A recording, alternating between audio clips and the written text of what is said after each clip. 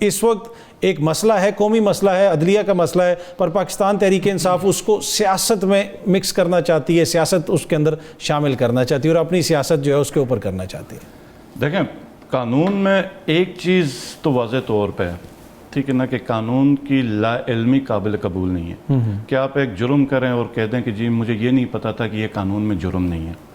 اور دوسری چیز ہے کہ اگر کہیں پر مس کیریج آف جسٹس ہے یا کہیں پر ایک بندہ قتل کر کے بچ کے نکل گیا ہے، تو آپ یہ نہیں کہہ سکتے جناب میں کہوں کہ جی ادھر سندھ میں بڑے فلانی سیاستدانوں نے قتل کیے تو میں بھی قتل کروں کیونکہ وہ بچ کے، تو آپ اس کو پریسیڈنٹ کے طور پہ کوٹ نہیں کر سکتے۔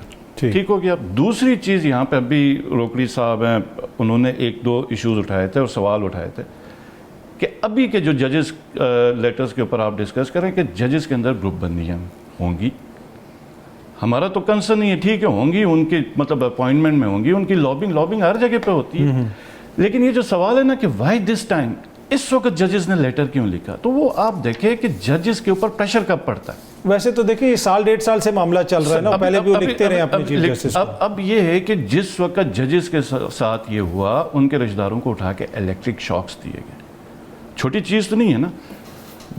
لیٹر میں انہوں نے لکھا ان کے کیا کہتے ہیں مبینہ طور پہ یہ الزام ہے، بیڈ روم پہ، سر اب الزام کون لگا رہا ہے؟ جو جج آف دا ہائی کورٹ ہے وہ کانسٹیٹیوشنل پوسٹ ہے، ٹھیک ہے۔ اب ایک جج جو فیصلہ دیتا ہے وہ کہہ یہ رہا ہے، تو اب اس وقت جب یہ ہو رہا تھا اس وقت اس کے عمران خان صاحب کے کیسز ٹرائل ہو رہے تھے، تو جن کے اوپر پریشر، کیونکہ آپ کے جو ٹیریان خان کا جو کیس تھا اس کے اوپر دو ججز کا اوپینین ڈیفرنس آ گیا، تو اس کے اوپر یہ پریشر بلٹ ہو گیا۔ تو اس وقت ججز بتا رہے ہیں کہ ہم ایک مطلب ایک ان کی زندگی جیسے جہنم بن گئی جو خط کے ذریعے ٹھیک ہے۔ آج پھر کیوں ہے؟ آج پھر عمران خان کے کیسز آئے، ٹھیک ہے، تو شاید ججز نے فیل کیا ہو کہ دوبارہ یہ سب کچھ ہونے لگا، شاید ججز نے اس لیٹر سے اپنی سیکیورٹی اپنے لیے انشور کر دی کہ ہم چیف جسٹس کو کہہ رہے ہیں، ہم اوپر جا کے مل چکے ہیں، کوئی ہماری سیکیورٹی نہیں کر رہا ہے، تو آخر ان کے پاس دوسرا کیا آپشن؟ ٹھیک ہے، پر ابھی تک جو کچھ ہوا ہے آپ تیسرا بھی ایڈ کیجئے گا اور ساتھ یہ بھی بتا دیں کہ جو ابھی تک ہو گیا اس سے مطمئن ہے آپ؟ تو کورٹ بھی اس پہ سماعت وغیرہ بھی ہو گئی ہے۔ پشاور جو ہائی کورٹ ہے، پشاور ہائی کورٹ کا جو ابھی بتایا روکڑی صاحب نے کہ وہ جونیئر موسٹ ہے، مجھے نہیں پتا جونیئر موسٹ ہیں یا سینئر موسٹ ہیں، لیکن مجھے اتنا پتا ہے کہ جو سپریم جوڈیشل کاؤنسل میں دو سینئر موسٹ چیف جسٹسز ہوتے ہیں، اس میں پشاور ہائی کورٹ کے ابراہیم صاحب ہیں اور میرے خیال میں دوسرے شاید اسلام آباد کے ہیں یا کہیں اور کے ہیں، تو یہ دو ان کے ہیں، تو اٹ مینس کہ وہ سینیارٹی میں اوپر ہے۔ اب بات یہ کہ ہماری بات رہنے دیں، آپ رانا ثناء اللہ کا انٹرویو سن لیں، اس نے کیا کہا؟ اس نے کہا کہ اگر انصاف پر مبنی فیصلے ہوں گے تو عمران خان بہت جلد واپس آئیں گے۔ یہ سب کو پتہ ہے کہ ایک شخص کے اوپر 200 کیسز 6 مہینے کے اندر، 4 مہینے کے اندر، 3 مہینے کے اندر، اور وہ کیسز بھی ایسے مذاق انہوں نے نظام کے ساتھ بنایا، پھر اس کے اوپر آپ انشور کر رہے ہیں کہ یہ باہر نہ آ جائے، پھر آپ یہ بھی یقینی بنا رہے ہیں کہ کیسز سارے اندر کیا کہتے ہیں جیل کے اندر ہوں، پھر یہ بھی یقینی بنا رہے ہیں کہ اس کی پولیٹیکل پارٹی کے لوگ ان سے نہ ملے، پھر یہ بھی یقینی بنا رہے ہیں کہ ان کی کوئی تصویر نہ ہے، ان کی کوئی آواز باہر نہ ہے۔ تو یہ ایکچولی پورے کیا کہتے ہیں خان کو توڑنا، اس کی پارٹی کو توڑنا، اس کے لیے جو مرضی ہو جائے، آئین توڑنا پڑے آئین کو توڑو، قانون توڑنا پڑتا ہے قانون کو توڑو۔ اور یہ اب عدلیہ کی آزادی کی بات کی ہے، اس سے پہلے یہ میں تھوڑا سا وقت لوں گا، منیر صاحب نے ڈیسیجن دیا تھا یہ کیا کہتے ہیں مولوی تمیز الدین کے کیس میں 1955، اس سے لے کے ابھی تک، یہ آج کا نہیں ہے۔ اگر ہم ایک پرٹیکولر آئسولیشن میں اس کو نہ دیکھیں، اس سے پہلے دیکھیں بھٹو کا کیس دیکھ لیں، ہاں یہ کل تو موزز جج صاحبان نے وہاں پہ کہا کہ 76 برس کی کہانی ہے۔ جس وقت رجیم چینج ہو رہی تھی اس وقت بھی آئین وائلیٹ ہو گیا، لیڈر کو پھانسی لگ گئی، اس کے بعد بھی آپ دیکھ لیں جب یہاں پر اس ریجن میں انٹرنیشنل اسٹیبلشمنٹ کا کوئی بڑا انٹرسٹ ہو گیا ہوا ہے، آپ کا آئین بھی ٹوٹ گیا، آپ کے ججز بھی ٹوٹ گئے۔ اب مشرف نے جس وقت ایمرجنسی لگائی تھی اس وقت تو 6 ججز اٹھے تھے نا، ان کو اٹھا کے کیا پھینک دیا، تو یہ تو پورا ہوتا رہا ہے، اس کو جسٹیفائی کرنا میں سمجھتا ہوں یہ زیادتی۔ آپ کی اپنی جو جماعت ہے ابھی اس میں بھی لگتا یہ ہے کہ اسی کی وجہ سے لڑائی ہو رہی ہے، روز ہی سوشل میڈیا کے اوپر ایک دوسرے کے خلاف بیانات بھی آ رہے ہوتے ہیں، ایک ٹیم کہہ رہی ہوتی ہے جناب اس نے یہ کہہ دیا, اس نے وہ کہہ دیا, تو آپ کو لگتا ہے کہ اس کی انٹرفیرنس زیادہ ہو, یہ میرا مطلب موبائل فون ہے, یہ موبائل فون کی انٹرفیرنس اور یہ سوشل میڈیا کی وجہ سے سیاست بھی متاثر ہو رہی ہے؟ دیکھیں, سب سے پہلے تو چیز یہ نا, اگر ہم نے چیزیں ٹھیک کرنی تو ہمیں کھل کے بات کرنی ہے, اور ہمیں پتہ ہے کہ ملک میں کیا ہو رہا ہے کیا نہیں ہو رہا. پچھلے 75 سال میں تحریک استحکام جہانگیر ترین صاحب کو 35 سیٹوں کی اسٹیبلشمنٹ نے ایشورنس دی تھی, یہ سب کو پتہ ہے. تو سر اگر انہوں نے دی ہوتی تو وہ دلوا دیتے نا ان کو, وہ تو دلوا دیتے ان کو. عرض تو سنیں نا, تو اسٹیبلشمنٹ نے بہت سو کو ایشورنس دی ہوئی تھی. پھر جو انہوں نے کہا تھا کہ 8-10 ہی پکے کر لو اور ہمارے حلقے بتا دو کہ ہم نے یہ کون کون سا جیت جانا ہے, ٹھیک ہو گیا. جہانگیر ترین صاحب ملتان جاتے تھے تو ان کا تو کھانا بھی, جس وقت میٹنگز میں جاتے تو کھانا بھی چیک ہو رہا تھا, ان کا یہ پروٹوکول سٹارٹ ہوا تھا. تو یہاں پہ پاکستان کے اندر تو بڑے بڑوں کو بڑا چونا لگا ہوا ہے, بڑے بڑوں کے دل ٹوٹے ہیں, کچھ کے اتنے دل ٹوٹے ہیں کہ انہوں نے سیاست ہی چھوڑ دی ہوئی.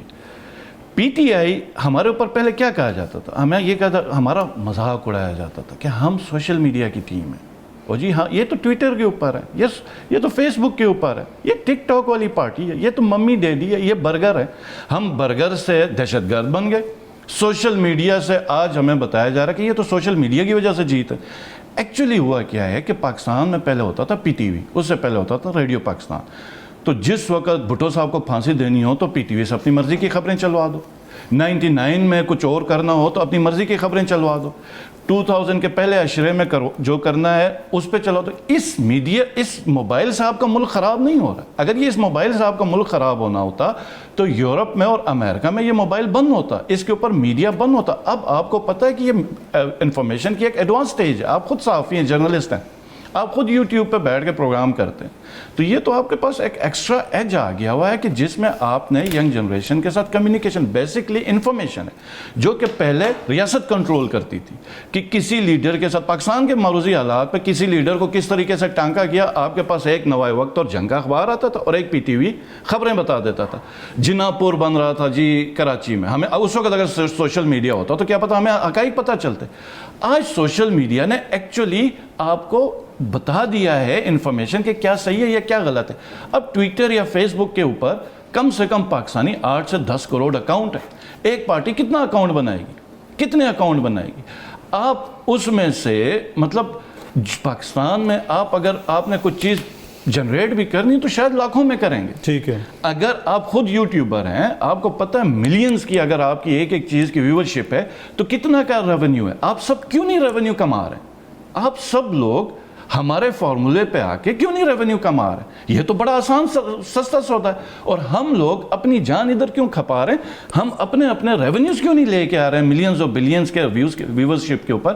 آپ مجھے بتائیں کتنے بڑے صحافی ہیں سارے یوٹیوب پہ شفٹ ہو گئے ہیں.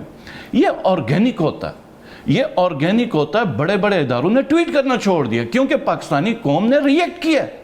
آپ پاکستانی قوم کے ریئیکشن کو آپ کہیں کہ لوگوں کا ذہن خراب ہو گیا ہوا ہے. آج آپ مسئلہ یہ ہے نا, مسئلہ یہ کہ آپ سچ بولیں گے وقت گزرنے کے بعد. جناب آج میں اس وقت کرسی پہ بیٹھا ہوں, جس نے میرا نام لیا میں اس کی چمڑی ادھیڑ دوں گا. بھٹو صاحب کے دور پہ آپ نہیں کہہ سکتے تھے بھٹو صاحب کی پھانسی غلط ہوئی ہے. ضیاء الحق جب تک کرسی پہ بیٹھا تھا آپ بھٹو کا نام نہیں لے سکتے. جس وقت بھٹو ضیاء الحق گیا جناب ظلم ہوا, عدالتی ظلم ہوا, عدالتی قتل ہوا. تو ہم کس قسم کی قوم بن رہے ہیں؟ خالد خورشید صاحب, ایک جو بڑا ایشو ہے یہاں پہ اکانومی کو بہتر کرنے کا, آپ کے جو دور حکومت میں آپ کہتے ہیں کہ جی 6% ہماری یہ تھی, جی ڈی پی تھی, سارا معاملہ تھا, لیکن آئی ایم ایف سے جو آپ نے معاہدہ کیا اس کو توڑا, بہت ساری مشکلیں ان کے اوپر ڈال کے آپ چلے گئے اور بعد میں اس کو پولیٹیکل اپنے کیپٹل کے طور پر استعمال کیا. میں پہلے روکڑی صاحب کی ریئیکشن کے اوپر بات کروں گا. دیکھیں ریئیکٹ کیا ہوتا ہے, بریفلی, ٹائم تھوڑا کم ہے. بریفلی, نواز شریف غدار 99 میں, پھر پیٹریوٹ, پھر غدار, پھر آج پیٹریوٹ. لوگ ریئیکٹ کس پہ کرتے ہیں؟ زرداری, چور, ڈاکو 10%, پھر سب سے اچھا زرداری, سب سے اچھا زرداری. لوگ ریئیکٹ کرتے ہیں, لوگ بیوقوف نہیں ہیں, لوگ کسی کے گھر کا نہیں کھاتے ہیں. ٹھیک ہے. اور جب ایک لیڈر ہے اس کو کبھی اندر کریں گے.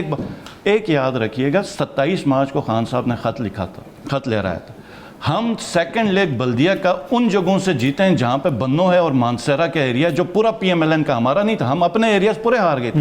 لوگوں نے جب سیکنڈ لیگ ہم جیتے اس وقت ہم کوئی بیانیہ نہیں تھا. لوگوں نے نواز شریف, زرداری اور فضل الرحمان کے جس وقت تصویریں ایک ساتھ دیکھی نا, لوگوں نے نکل کے عمران خان کو ووٹ دیا. کوئی بیانیہ نہیں تھا. اس اگر بیانیہ تھا، ہم تو اپریل کو نکل گئے تھے، اس وقت کوئی بیانیہ نہیں تھا، 10 دن نہیں ہوئے تھے، الیکشن کرا لیتے، کیونکہ ان کو پتا تھا ریئیکشن ہو چکا ہوا ہے، ان کے چہرے ساتھ دیکھ کے ہی لوگوں نے ریئیکشن کیا تھا، یہ چور۔ اب یہ جو بلاول بھٹو ہے، بلاول بھٹو نے شہباز شریف اور نواز شریف کے بارے میں کیا کہا، پھر اس کے بعد آپ ان کے ساتھ بیٹھیں گے، لوگ ریئیکٹ کریں گے۔ چلے اگر بریفلی آپ بتا سکیں نا، دیکھیں آپ نے ملک کے لوگوں کے لیے آسانیاں کس طرح پیدا کر دی ہیں، اکانومی کس طرح بہتر کر دی ہے، یہ سارا جو مسئلہ ہے۔ آپ جوڈیشری کا سسٹم بہتر کریں، ٹھیک ہے نا، اور کنسسٹنسی لیں، ٹھیک ہے، سب کچھ ٹھیک ہوگا، سب کچھ۔ آپ اپنے ارد گرد کے ممالک میں عدل کا نظام دیکھیں گے، عدل کا نظام جس معاشرے میں ٹھیک ہے، وہاں پر اکانومی آپ کی بہتر ہوگی۔ ہمسائے میں آپ انڈیا کی آپ مثال لے لیں، کدھر سے کدھر اس کی اکانومی گئی ہے، وہاں پہ ان کا عدل کا نظام ٹھیک ہے، وہاں پہ کوئی انٹرپشن نہیں ہوئی ہے ان کی ڈیموکریسی کے اوپر، کسی نے آ کے یہ نہیں کہا تم نالائق ہو، تم نکلو ادھر سے، عوام کو فیصلہ کرنے دیا گیا، ان کی اکانومی بن گئی ہے۔ آپ یہاں پر کون سا پرائم منسٹر، میں روکڑی صاحب سے پوچھنا چاہتا ہوں، کون سا پرائم منسٹر ہے جس نے 5 سال پورے کیے؟ کون سا پرائم منسٹر ہے جس نے 5 سال پورے کیے؟ کوئی ایک پرائم منسٹر ہے؟ ہر کوئی غدار ہو کے نکلا ہوا، ہر کوئی غدار ہو کے نکلا ہوا، کدھر سے نظام ٹھیک ہوگا؟ کیسے نظام ٹھیک ہوگا؟ کون پالیسیز بنائے گا؟ کوئی جیل میں ہے، کوئی کہیں اور پر ہے۔